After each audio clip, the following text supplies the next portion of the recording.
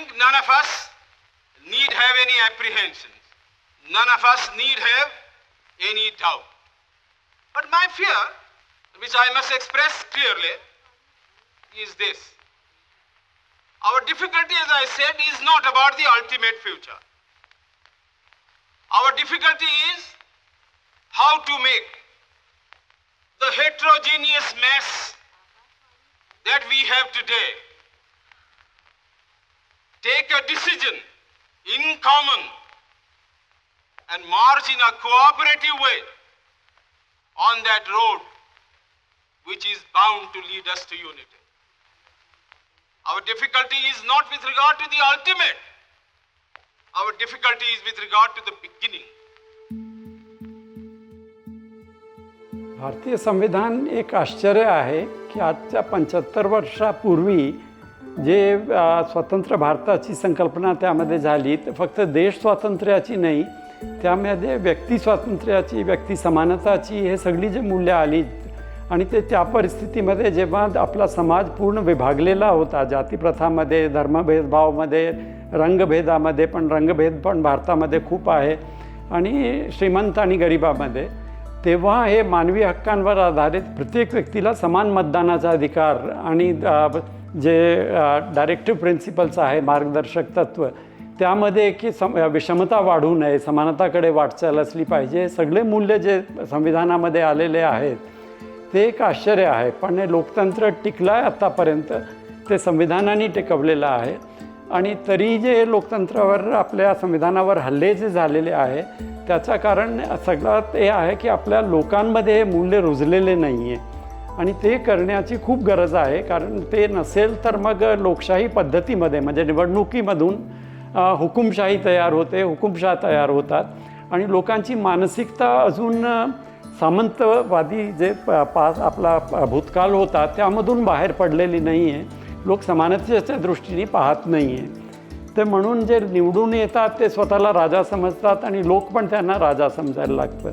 म्हणून लोकांमध्ये मूल्य रुजवण्याची, समानतेची मूल्य रुजवण्याची हे आणि या जातीभेद, धर्मभेद यामधून बाहेर पडण्याची खूप आवश्यकता आहे. जेव्हा मी डिटकुलीमध्ये काम करायला गेलो की एका वेगळ्या कम्युनिटी बरोबर दुसरा एका विशिष्ट कम्युनिटीचा मुलगा जाऊन काम करतोय, तर तिथं ॲक्सेप्ट करत नाही आहे. तर तिथं मला काय अनुभव आले की पहिला जो अनुभव मला जो आला तो अनुभव म्हणजे मला तिथं गेल्यानंतर एका दलित कम्युनिटीतला आहे म्हणून मला एका फुटक्या ग्लासामध्ये मला पाणी दिलं गेलं. तर त्यावेळेस मला जरा वाईट वाटलं, माझ्या भावना दुखवल्या गेल्या की यार आपण एवढं शिकलेलं आहे, माझं शिक्षण जे झालेलं ते MA झालेलं आहे, मास कॉम झालेलं आहे माझं. तर ते करूनसुद्धा मला असं वाटलं की यार मी शिक्षण करूनसुद्धा अजून जाती मध्ये आपण अडकलो गेलेलं आहे. गावात कसं एका जातीचं वर्चस्व असतं, मग तो एका जातीचं वर्चस्व मी फेल केले. म्हणजे मी एक मुस्लिम आहे, मला तो फेस करावा लागते का, तर ग्रामपंचायतीत गेलं, हां बाबा ही आहे ना, हां ह्याला कशाला दाखला द्यायचा.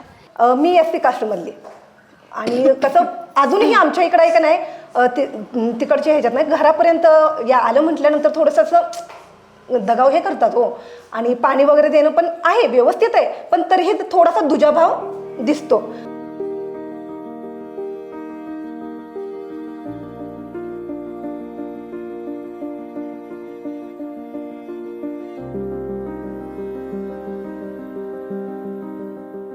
संविधान संवर्धन फेलोशिप कार्यक्रम हा कार्यक्रम महाराष्ट्रातील 6 जिल्ह्यांमध्ये जवळपास 45 तालुक्यामध्ये आणि 100 गावापर्यंत हा संविधान फेलोशिप आम्ही मागील 3 वर्षापासून राबवत आहोत.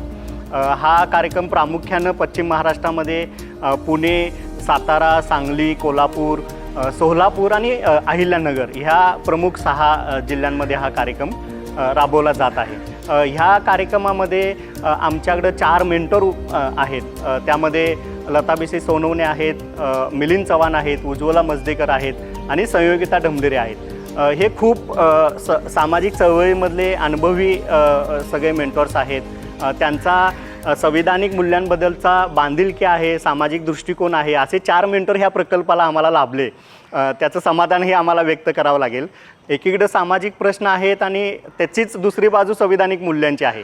जोपर्यंत सामाजिक प्रश्नांवरती तुम्ही विचार करणार नाहीत, भूमिका घेणार नाहीत, तोपर्यंत संविधानिक मूल्य आपल्या कुटुंबापर्यंत, आपल्या समाजापर्यंत रुजणार नाहीत.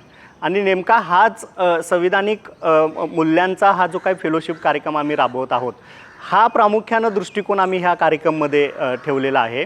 सातारा नगरपालिकेच्या ज्या महिला कंत्राटी कर्मचारी आहेत त्यांचा आमचा संविधान गट चालतो.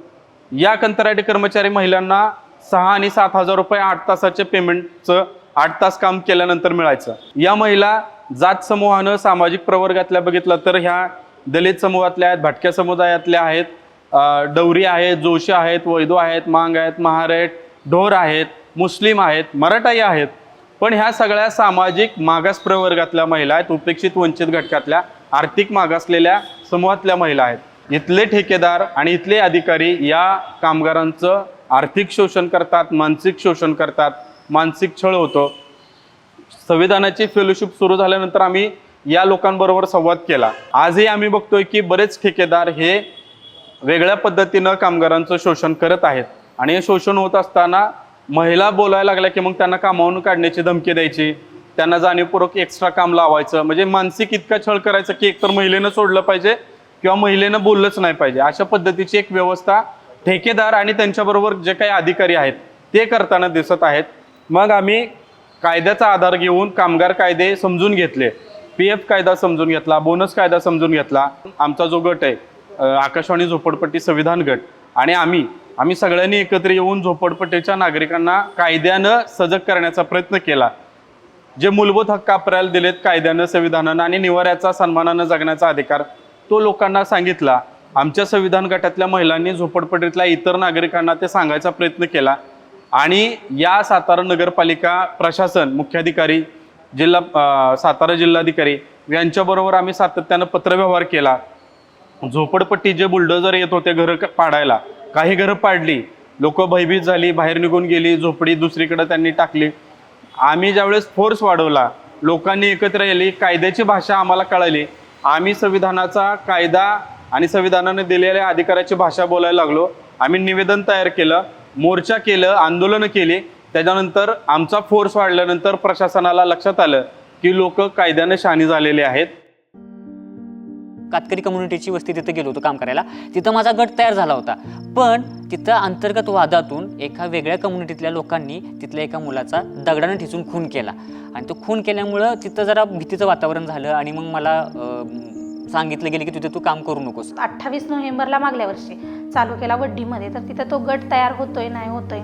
आणि पूर्ण व्यसन असणारं ते गाव, त्या गावांमध्ये पूर्ण जास्त बेरड समाज, नाईक समाज, दहशत असलेलं गाव.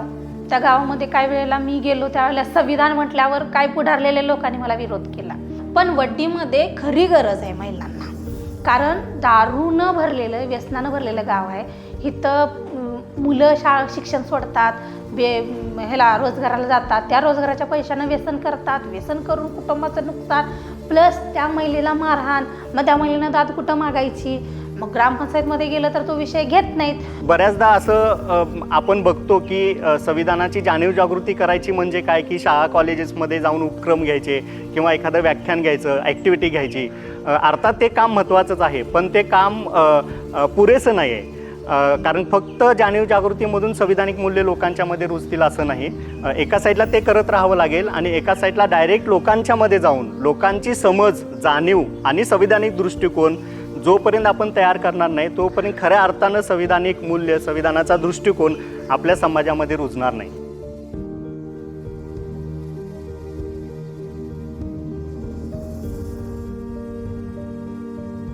मला आधी असं वाटत होतं त्या सगळ्या हा जेव्हा प्रवास सुरू झाला तेव्हा की मी कदाचित वस्तीमध्ये जाऊन काम करू शकणार नाही, कारण मी आधी ज्या पद्धतीचं काम केलं ते सगळे शाळा कॉलेजेसपर्यंतच होतं. कम्युनिटीमध्ये जाऊन काम करणे हे माझ्यासाठी थोडं चॅलेंजिंग होतं, कारण सगळंच जमवून सगळं एकत्र करून मग आपल्याला ते करायचं होतं. तर तेव्हा सुरुवातीला मला वाटलं होतं की मी नाही करू शकणार. पण ह्या सगळ्या प्रवासामध्ये जेव्हा जेव्हा तो म्हणजे ट्रेनिंगच्या माध्यमातून पण असेल किंवा माझ्या मित्रांच्या आणि याच्यामधनं पण मला एक पुश कायम मिळत गेला आणि वेगवेगळे आयडियाज येत गेले. आणि मी जसं यायला लागलो तेव्हा मला लक्षात आलं की हे तसं सोपं आहे, कारण माझं आधीचं सगळं जे प्लॅनिंग मी करून आलो होतो ते सगळं पहिलं मी गुंडाळून फेकून दिलं, कारण मी काहीतरी एक प्लॅनिंग करून मोठं डिझाईन करून आलो होतो. मला असं लक्षात आलं की आपण आधी यांच्यात जाऊया मुलांमध्ये तरी जाऊया, मग बघू आपल्याला काय मिळतं ते. आणि ते कदाचित त्याच्यामुळे मला खूप सोपं गेलं मुलांबरोबर काम करणं, कारण माझ्यासाठी खूप गोष्टी मोकळ्या राहिल्या आणि ओपन राहिल्यास, म्हणजे मी स्वतः ओपन राहिलो जे येते त्या सगळ्या गोष्टींसाठी. आणि मग त्याच्यातूनच माझे सेशन्स डिझाईन होत गेले. म्हणजे आम्ही 5 गोष्टी अशा तयार केल्या ज्याच्यामधनं आपण स्वातंत्र्य म्हणा किंवा लोकशाही म्हणा किंवा संविधानाची सगळी निर्मिती प्रक्रिया आहे म्हणा, तर ह्या सगळ्या गोष्टींविषयी बोलणाऱ्या मी गोष्टी काय म्हणतात डिझाईन केल्यात. आणि नुसतंच गोष्ट हे माध्यम आता पुरेसं राहिलेलं नाही आहे. त्याच्यासाठी मी खूप वेगवेगळी माध्यमं पण वापरलेत, जसं की काही फिल्म्स बघितले आम्ही त्या दरम्यान, काही व्हिडिओज बघितले, वेगवेगळे छोटे छोटे व्हिडिओज बघितले त्या दरम्यान. तर ह्या सगळ्या माध्यमातून पण मी मुलांसाठी आणि मोठ्यांसाठी पण काम केलं. या वस्तीमध्ये कधीही संविधान नावाच्या गोष्टीला घेऊन काही झालेलं नाही आहे. बऱ्याचदा लोक आले, लोक गेले, त्यांनी वेगवेगळ्या पद्धतीनं इथं उपक्रम घेतले, पण संविधानावर असा कन्स्ट्रक्टिव्ह उपक्रम कधी झाला नाही. इथं पहिल्यांदा आम्ही संविधान परिषद घेतली, तर संविधानाची मूल्ये समता, स्वातंत्र्य, बंधुता, न्याय, एकता, एकात्मता याबद्दल त्याची ओळख करून दिली. जशी ओळख करून द्यायला लागली तशी लोक आवाज उठवायला लागले, वेगवेगळ्या प्रश्नांवर बोलायला लागले, घरातल्या प्रश्नांवर बोलायला लागले, व्यक्तिगत प्रश्नांवर बोलायला लागले, समाजातल्या प्रश्नांवर बोलायला लागले. आता जिथे आपला संविधान गट उभारणी जिथे केलेली आहे तो धनगरवाडा, सावतवाडी आणि बेडीव असा 3 गावांचं आम्ही संघटन केलेलं आहे. कारण त्या तिन्ही गावांची जी ग्रामपंचायत आहे ती एकच आहे. आणि ही ग्रामपंचायत एक असण्याचं पण कारण आहे की ही छोटी छोटी गावं आहेत आणि ती अगदी डोंगर वस्त्यांवर बसलेली आहेत. म्हणजे अगदी जंगल एरिया आहे, पूर्ण फॉरेस्ट खात्यामध्ये सगळ्या गोष्टी ह्या त्यांच्या जे पण घरं आहेत ती फॉरेस्टमध्येच आहेत. ऑलरेडी बघायला गेलं तर अगदी धनगरवाडा तर पूर्ण फॉरेस्ट खात्याकडेच आहे. अशा दुर्गम भागांमध्ये सुद्धा काम झालं पाहिजेत, या अनुषंगानं थोडंसं आम्ही तिथे जाण्याचा प्रयत्न केला. डॉक्टर बाबासाहेब आंबेडकरांचं संविधान सभेतलं शेवटचं एक भाषण होतं, आपण सर्वांनी ते ऐकलं असेलच. तर त्यामध्ये बाबासाहेबांनी एक चिंता व्यक्त केलेली आहे, आणि ती चिंता काय आहे, त्यावेळेस बाबासाहेब असं म्हणाले होते की आपण एका आता दुध्या मनस्थितीमध्ये प्रवेश करत आहोत. एकीकडं राजकीय लोकशाही आपण स्वीकारली, पण सामाजिक लोकशाही अजून अस्तित्वात नाही. आणि सामाजिक लोकशाही अस्तित्वात का नाही, कारण का अजूनही आपल्या समाजाचे जे रूढीवादी विचार आहेत ते जातीवरती आधारित आहेत, पितृसत्तेवरती आधारित आहेत, धर्मव्यवस्थेवरती आधारित आहेत. आणि बाबासाहेबांनी जी चिंता व्यक्त केली त्या चिंतेचाही विचार आपणाला लक्षात घ्यावा लागेल, आणि त्या दृष्टिकोनातूनही आम्ही ह्या फेलोशिपचा विचार केलेला आहे. सो आम्ही हे समाधान व्यक्त करतो की आत्ता जवळपास आमच्याकडं एक 80 संविधान गट समुदाय पातळीवरती तयार झालेले आहेत, आणि हे संविधान गट खूप ॲक्टिव्ह आहेत. त्या संविधान गटाच्या माध्यमातून ते स्थानिक प्रश्नांवरती भूमिका घेतात, स्थानिक प्रश्नांचा विचार करतात, आणि हे स्थानिक प्रश्न सुटले पाहिजेत ह्याच्यासाठी सामूहिक कृतीसुद्धा करत आहेत. तर ह्या माध्यमातून हे संविधान गट आपल्या समुदायामध्ये ॲक्टिव्ह आहेत. स्थानिक प्रश्न सोडवण्याच्या माध्यमातून ते संविधानिक मूल्यही समजून घेत आहेत. स्वातंत्र्य, समता, सामाजिक न्याय, बंधुता ह्या मूल्यांबद्दलची जाणीव, समज ह्या संविधान गटाच्या माध्यमातून लोकांची तयार केली जाते. आज बंधुता ह्याविषयी आपण चर्चा करणार आहोत. बंधुता म्हणजे आपण गेल्या वेळेला काही ठिकाणी कार्यक्रम घेतले, त्या कार्यक्रमामध्ये आपण सर्व धर्मीय एकत्र आलो. उरूस हा सण जो आहे ते हिंदू, मुस्लिम, काळे, गोरे, उंचीने कमी असलेले, उंच असलेले हे सगळे लोक एकत्र येतात. त्यांना एकमेकाबद्दल आदर असतो, एकमेकाबद्दल काय असतं, प्रेम असतं, आणि ते त्या समाजाचं किंवा त्या धर्माचा आदर करतात, त्या व्यक्तीचा आदर करतात, किंवा त्यांच्या पूर्ण तिथल्या होणाऱ्या सगळ्या प्रक्रियेचा आदर करतात. म्हणून एकमेकाबद्दल जे प्रेम आहे, एकमेकाबद्दल बंधुभाव आहे किंवा भगिनीभाव आहे तो जपणं किंवा एकमेकाच्या व्यक्तीची प्रतिष्ठा राखणं म्हणजे काय तर बंधुता. ज्यावेळेला आपला सण असतो हिंदूंचा, त्यावेळेला आपण मुस्लिमांना पण बोलवून बाबा त्यांना आपल्या घरी समजा दिवाळीच्या वेळेला फराळ वगैरे असेल तर त्यांना आपण बोलवतो, किंवा त्यांच्यामध्ये आता उदाहरणार्थ आपण मागच्या वेळेला इफ्तार पार्टी केली, सरताज बाबींनी आपल्याला त्यांच्या म्हणजे मोहरम नंतर आपल्याला सगळ्यांना बोलवून त्यांनी ती पार्टी आपल्याला दिली रमजान ईद नंतर. तर आपण काय केलं का, एकामेकाच्या धर्माबद्दल सुद्धा आदर केला, आणि त्या धर्माच्या पण पलीकडे जाऊन, त्या जातीच्या पलीकडे जाऊन आपण सरताजचा आदर केला किंवा सरताजनं आपला आदर ठेवला. म्हणजेच काय आपण केला, बंधुभाव जपला.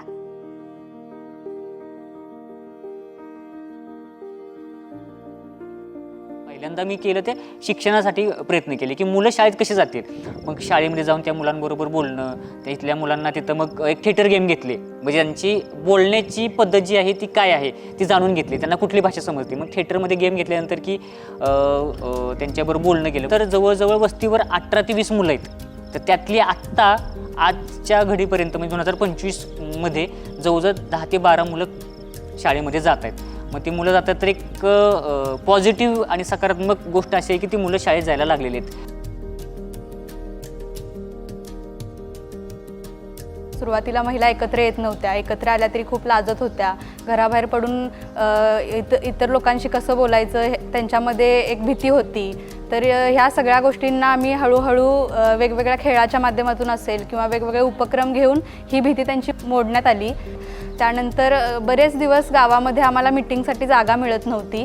यासाठी जाधव गल्ली या परिसरातील वाचनालयाचं ठिकाण आम्ही निवडले. पण ते निवडल्यानंतर असं लक्षात आलं की बरेच दिवस ही जागा पडीक होती. तर ह्यासाठी गावामध्ये महिलांसाठी आणि मुलांसाठी सार्वजनिक जागा उपलब्ध व्हावी यासाठी आम्ही ग्रामपंचायतीला बरेच दिवस पाठपुरावा करून वाचनालयाचे शाहू वाचनालय जागा उपलब्ध केली. आणि त्यातून आता मुलांसाठी चिल्ड्रन्स कॅफे किंवा मुलांसाठी वाचनकट्टा हा उपक्रम आम्ही सुरू करतो आहे. यातून मुलांना शिक्षणाव्यतिरिक्त ऑदर कौशल्य निर्माण व्हावीत यासाठी आम्ही प्रयत्न करतो. यातून संविधानिक मूल्य सोप्या पद्धतीने मुलांपर्यंत आणि महिलांपर्यंत पोहोचतील यासाठी आम्ही प्रयत्न करत असतो. ज्यावेळेस आपण गट सुरू केले त्यावेळेस आपण ग्रामपंचायतचा रोल याच्यामध्ये घेतला, कारण सत्ताधारी असल्याशिवाय प्रश्न सुटत नाही ही एक मानसिकता माझ्या डोक्यात होती. आणि म्हणून मग मी ग्रामपंचायतला इन्व्हॉल्व त्याच्यामध्ये केलं की तुम्हीसुद्धा संविधान गटामध्ये या, तुम्हालासुद्धा संविधानाने जे अधिकार दिलेले आहेत, लोकशाहीचा अधिकार असेल, जी मूल्य तुमच्यात रुजलेले आहेत ही आपल्याला गावातल्या प्रत्येक नागरिकापर्यंत रुजवायचे.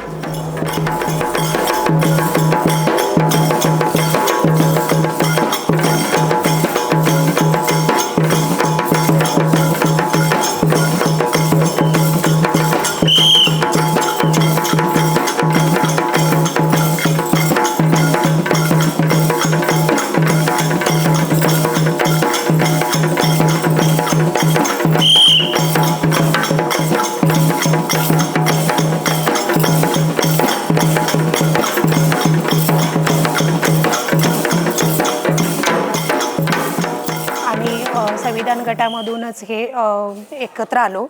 त्याच्यानंतर हा खेळ चौकामध्ये खेळला जातो. तसा हा 4 भिंतीच्या आत किंवा आत खेळ नाही, तर हा सार्वजनिक ठिकाणीच खेळला जातो. तर हा महिलांनी खेळल्यामुळं एक वेगळं समाजामध्ये हे झालं, त्याचं परिणाम झाले की हा महिला पण आता लेझिम खेळायला लागल्यात. आणि जसं मी जसं संविधानाचं हे करते, फेलो म्हणून काम करते मासूमच्या वतीनं, तसं त्याच्यामध्ये समानता म्हटले तर समानता म्हटलं तर सगळ्याच बाबतीत आपल्याला समानता आली पाहिजे. म्हणून आम्ही हा खेळ जाणून बुजूनच निवडला की हाच खेळ आपण खेळायचा.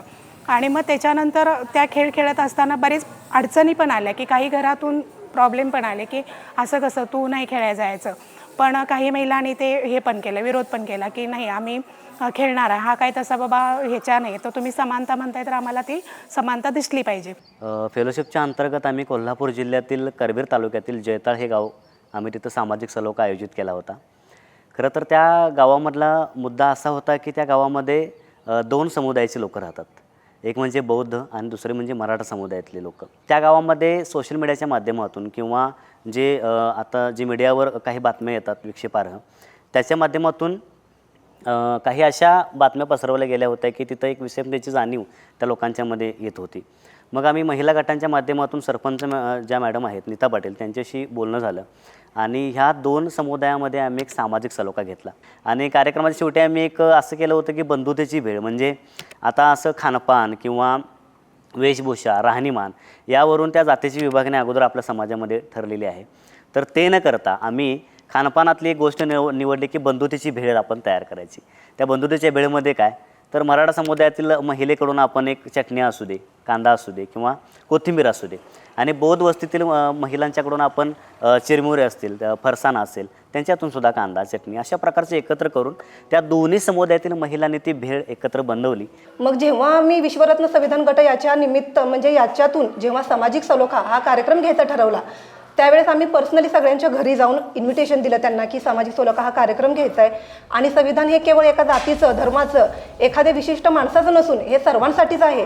कारण की डॉक्टर बाबासाहेब आंबेडकरांचं जर आपण नाव घेतलं तर ते फक्त केवळ कसं SC कास्टमध्ये मागासवर्गीय आणि दलित समाजातील माणसांचं आहे असं ते समजलं जातं. पण ॲक्च्युली ते तसं नाही आहे. हे आम्ही घरोघरी जाऊन ही आमची माहिती दिली आणि सामाजिक सलोखा हा कार्यक्रम आम्ही फक्त गावात म्हणजे वस्तीवर न घेता तो गावात घेण्याचं ठरवलं. एकूण 41 महिलांनी आम्ही ST बुक करून आम्ही असं पूर्ण सोलापूर इकडं सगळे फिरून आलेलो. काही सार्वजनिक ठिकाणी, काही आम्ही ह्याचे जे बाबा महिलांना प्रोत्साहित करणार आहेत अशी ठिकाणे बघितली. इथलं हिरवाड गाव कोल्हापूर जिल्ह्यातलं अशी ठिकाणं आम्ही त्यांना दाखवली.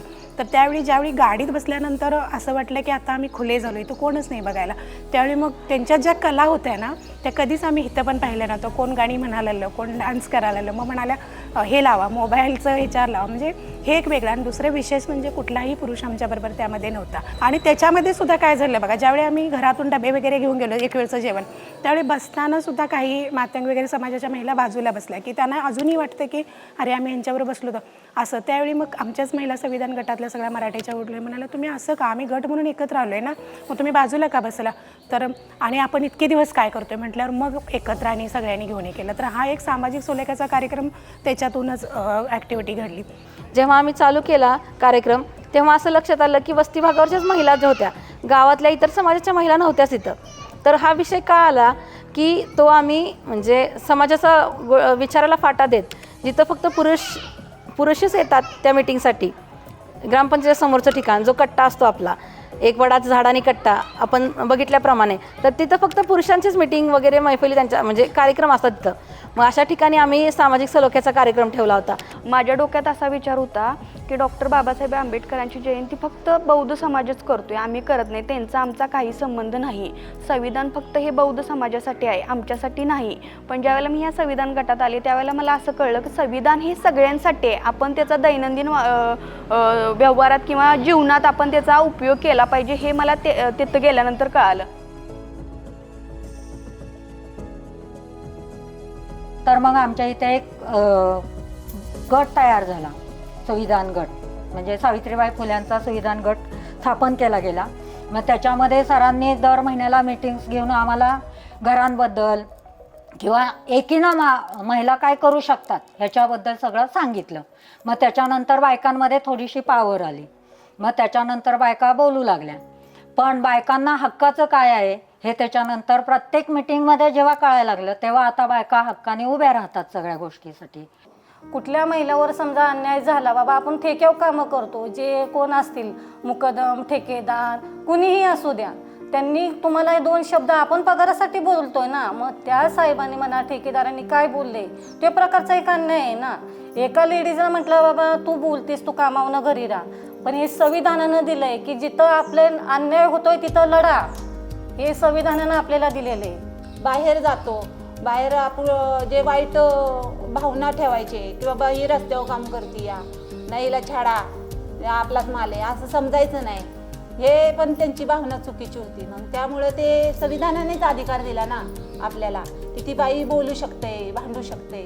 पण दुसरा पण पुरुष आता शहाणा झालाय की बाबा संविधानाचं एक लय मोठा आलाय आपल्यामध्ये, काहीतरी संविधान मोठा आलंय, त्यामुळं आपण भेऊनच राहावं बाबा, बाई ती आपल्याला काहीतरी करून ठेवल. हा हक्क दिलाय संविधानाने, धाडच दिले की संविधानाची आहे मी गटातली लेडीज, मला तर कोण मागसर म्हणणार नाही. यो पुरुष आणि बाई एक, स्त्री आणि पुरुष एक समान संविधानाला दिलाय. संविधान गट म्हणजे आमच्या इकडे एवढं काय त्याचं हेच नव्हतं विशेष, म्हणजे कारण की जेव्हा मॅडम आल्या त्याचं काही मूल्य आम्हाला समजून सांगितलं तेव्हापासून आम्हाला त्याची थोडीफार अशी माहिती भेटली. माहिती भेटल्यानंतर आम्ही जे असं धनगर समाज, मुस्लिम समाज, मराठा समाज सगळी एकत्रित येऊन मिटिंगी घ्यायला लागलो, परत बसायला लागलो. त्यापासून थोडं थोडं काय आम्हाला असं कळायला लागलं. तर त्यानंतर ते वनभोजनचा जो कार्यक्रम आमच्या इकडं ठेवला होता तर आम्ही प्रत्येकाने ज्याच्या त्याच्या समाजा पद्धतीने ते जेवण केलं, ते आणलं, एकत्रित बसून जेवलो, एकत्रित येऊन थांबलो. त्याच्याबद्दल थोडंफार असं काही शिकलो. आणि आत्ता असा हिंमत वाटायला लागली की आपण ग्रामपंचायतमध्ये सुद्धा जाऊ शकतो, काही बोलू शकतो, आपला हक्क आपण मागू शकतो.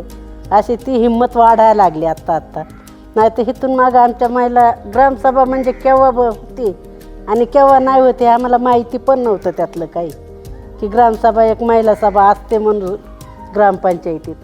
ते आत्ता आम्ही जायला लागलो ग्रामपंचायतीत. आता रस्त्याचं काम घेतलं आहे आम्ही ग्रामपंचायतीकडनं. आमच्या म्हणजे असं वस्तीवर असताना होतं ना, आमची मुस्लिम वस्ती एकीकडे आहे, मराठा वस्ती एकीकडे आहे. मग सगळ्यांनी एकत्रित येऊन त्या रस्त्याचं काम चालू केलं.